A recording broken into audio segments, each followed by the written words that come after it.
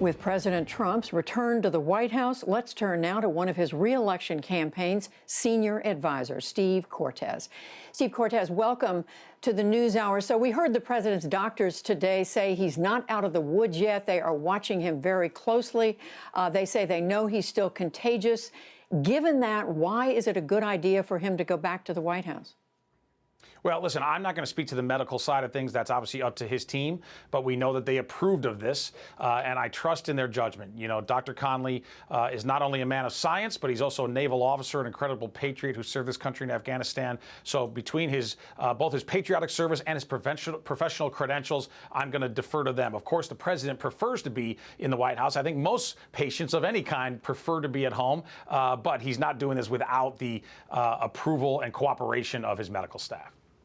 It's understandable he'd want to be back there, but as you know, again, he's still contagious. We already have at the White House not just the president, you have the press secretary, you have 2 press aides, you have others on the staff who've tested positive, and there's going to have to be a duplicative secure area around the president because he's contagious. It just calls into question why and whether this is being done for political reasons.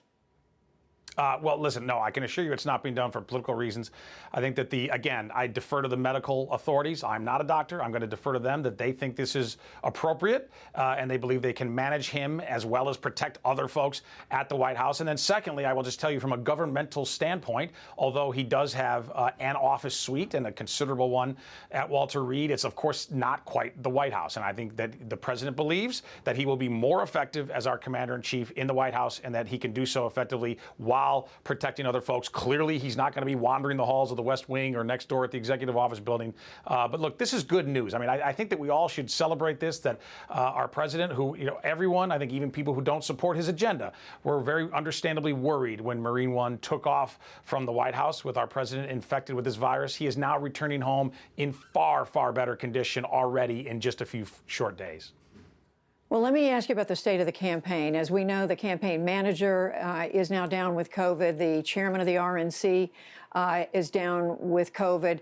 The president is back behind Joe Biden by anywhere from 8, 9 or more points in the polls. What is the shape? How far are you behind in this campaign?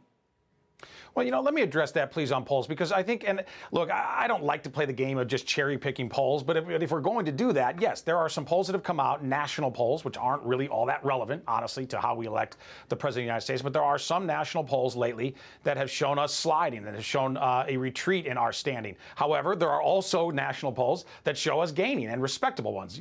Ones like Zogby and Investors Business Daily show Joe Biden with an extremely narrow lead and us gaining 3 points, actually, since the debate. So here's what I think. If you look at battleground states, polls are an important input for us, for those of us here in the campaign, both public polls as well as the internal ones we do.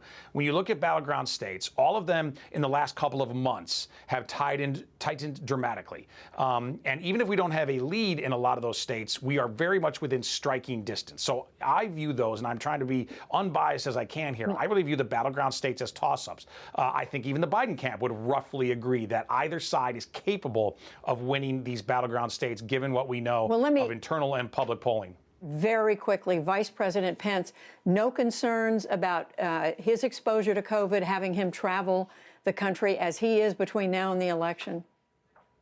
No, listen, you know, the chain of command is well established here, of course, in the United States. I'm not talking politically now, I'm talking governmentally. And neither the president nor Pence nor anyone in our campaign, we cannot cower and hide. We simply will not do that. We can take reasonable precautions, and we will, and we have and we will. None of that guarantees safety. We saw that with the president, who unfortunately still got infected as the most protected person probably in the world. But Vice President Pence is going to be, he is out there, not going to be, he is out there traveling the country, heading to the debate. This campaign is charging forward. We're going to defeat the virus, and we're going to convince the American people to rehire Donald Trump as their CEO for this economic revival of the next 4 years. Steve Cortes with the Trump campaign. Thank you very much. Thank you.